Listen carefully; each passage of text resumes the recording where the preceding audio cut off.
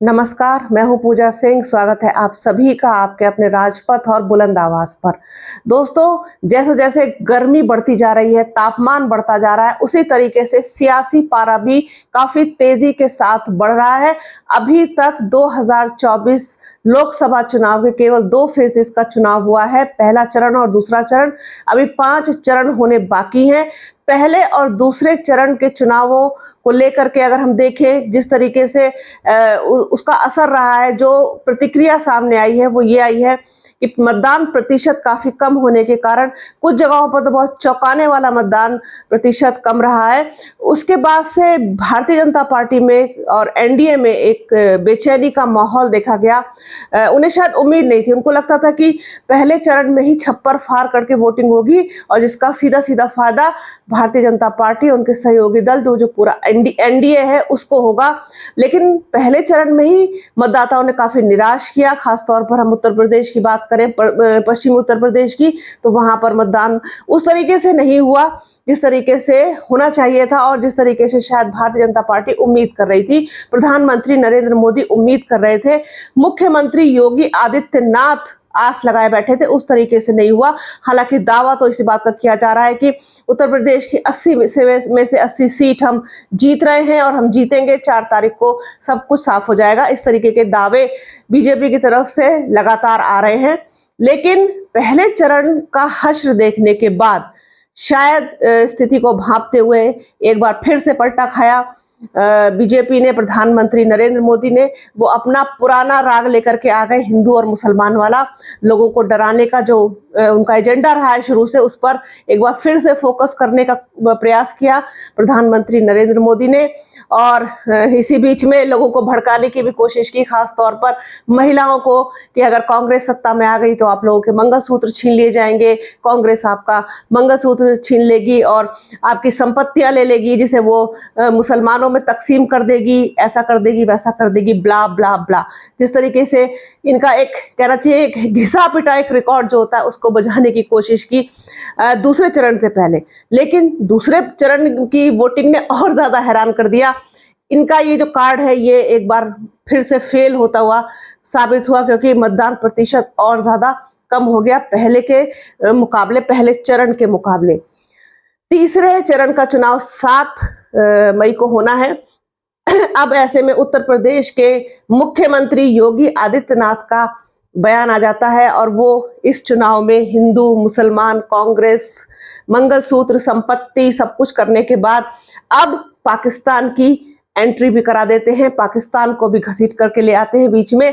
और साफ तौर पर कह रहे हैं कि राहुल गांधी के पीछे जो सपोर्टर हैं, राहुल गांधी के पीछे जो हाथ है वो पाकिस्तान का हाथ है। पाकिस्तान के पूर्व मंत्री हैं जो पूरी तरीके से सपोर्ट कर रहे हैं राहुल गांधी को। और पहले भी इससे पहले भी जो जितने भी आपत्तिजनक जो भी संगठन रहे हैं, अलगाववादी रहे, उनका संबंध रहा है कांग्रेस के साथ, और राहुल गांधी को इस समय पाकिस्तान सपोर्ट कर रहा है। तो एक पाकिस्तान की ही और कमी थी, वो भी इस चुनाव में अब आ चुका है, उसको भी एंट्री मिल चुकी है। अब इसका कितना फायदा तीसरे चरण में या आगे आने वाले तमाम फेजेस में मिलेगा, ये तो वक्त बताएगा। 7 तारीख को जब शाम को मतदान प्रतिशत निकाला जाएगा, उससे पता चलेगा कि इस बात का, इस बयान का कितना असर लोगों पर हुआ है। एक झूठा एजेंडा फैलाने में भारतीय जनता पार्टी का कोई मुकाबला नहीं है, कोई सानी नहीं है, कोई उनके आसपास भी नहीं ठहरता है।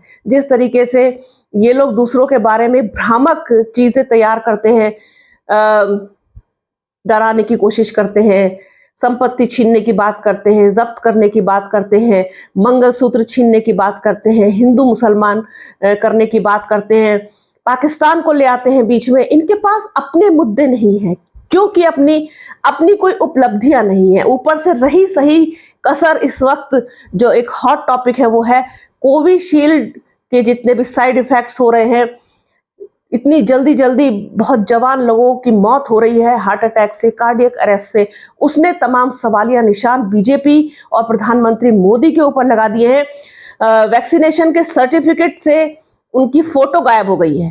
तब तो क्रेडिट बहुत दौड़ दौड़ करके ले रहे थे, अब क्रेडिट लेने से बच रहे, हटा दिए। तो इनके पास मुद्दे तो है नहीं, इनके पास उपलब्धियां तो है नहीं, तो क्या बात करें अब चुनाव में। तो यही सब जो घिसे पिटे इनके पास 4-5 टॉपिक हैं, उसी को बस ले लेकर के बीच में आ जाते हैं। और इनके यहाँ से बिरयानी खाने पाकिस्तान कौन जाता है ये भी पूरा देश जानता है। बिरयानी किसने खाई पाकिस्तान जाकर के? कारगिल युद्ध जब हुआ किसकी सरकार थी देश में? जब कंधार में प्लेन को हाईजैक करके लेके गए किसकी सरकार थी? किसने यहां से आतंकी ले जाकर के छोड़ा, तब इतने सारे लोगों की जान बची?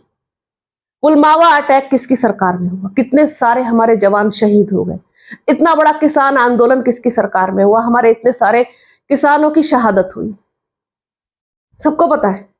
तो इनके पास उपलब्धि के नाम पर क्या है, और इनके जितने भी फेलियर्स हैं वो भी किसी से छुपे नहीं। तो इनके पास बात करने के लिए कुछ बचा नहीं है, तो वो घिसा पिटा वही रिकॉर्ड लेकर के आते हैं बार बार, पाकिस्तान, हिंदू, मुसलमान, ये तमाम चीजें। लेकिन ये एक हद तक चलती हैं चीजें, एक हद तक चलती हैं। जो लोग समझ चुके हैं वो समझ गए हैं कि ये किस तरीके से लोगों को बेवकूफ बनाते हैं, लोगों को बहकाते हैं, लोगों को उकसाने की कोशिश करते हैं। जो लोग नहीं समझे हैं वो शायद कभी नहीं समझेंगे।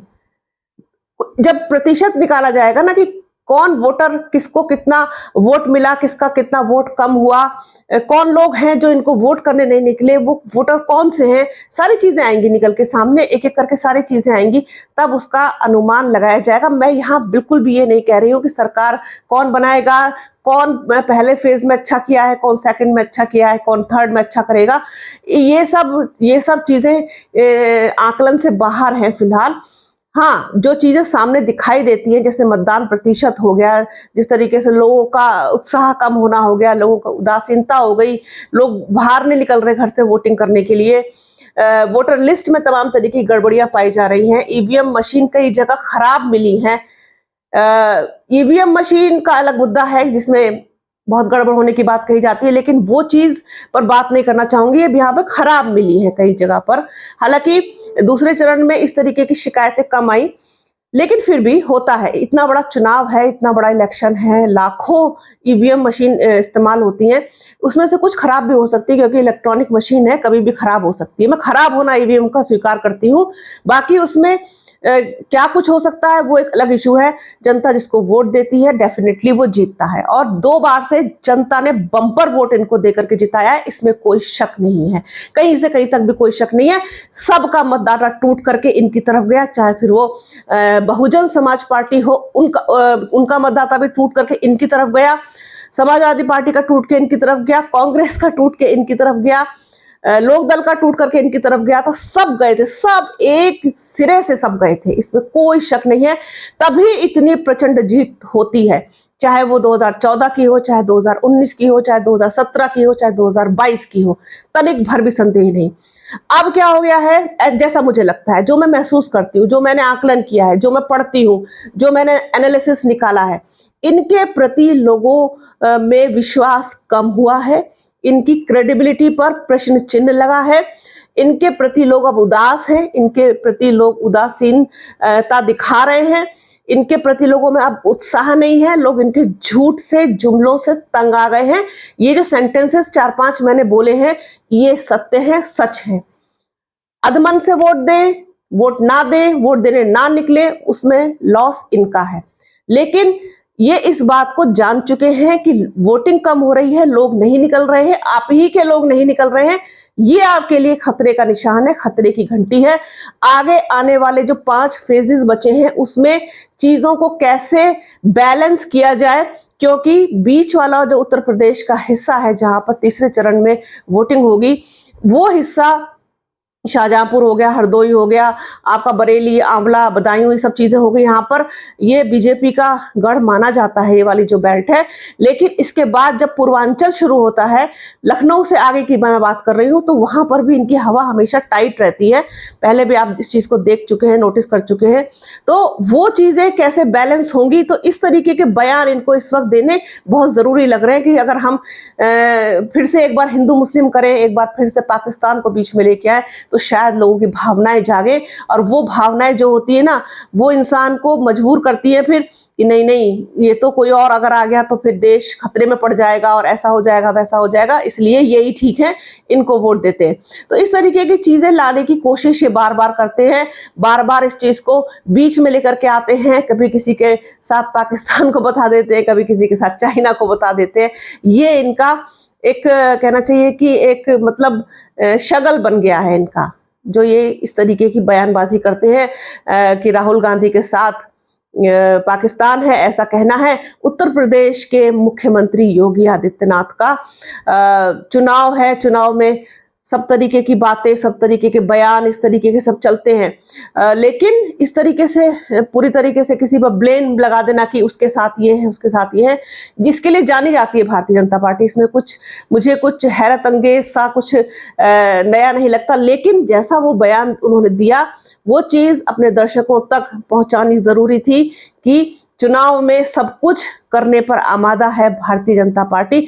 शायद उसको अपने सिर पर अब खतरे की तलवार लटकती हुई नजर आ रही है, शायद उनको ये एहसास हो चला है, आभास हो चला है कि इस बार उतनी बम्पर जीत शायद ना मिले, सीटें डेफिनेटली कम होंगी, इसमें कोई शक नहीं है। कहीं से कहीं तक भी इनका 400 पार वाला जो नारा है वो इन पर खुद भारी पड़ेगा। एक दिन आप देखेंगे 4 जून को जब नतीजे आएंगे तो ये कम होंगे डेफिनेटली। जो अंदाजा लगाया जा रहा है, जो चीजें सामने आ रही हैं, उससे साफ पता चलता है कि कम होंगे।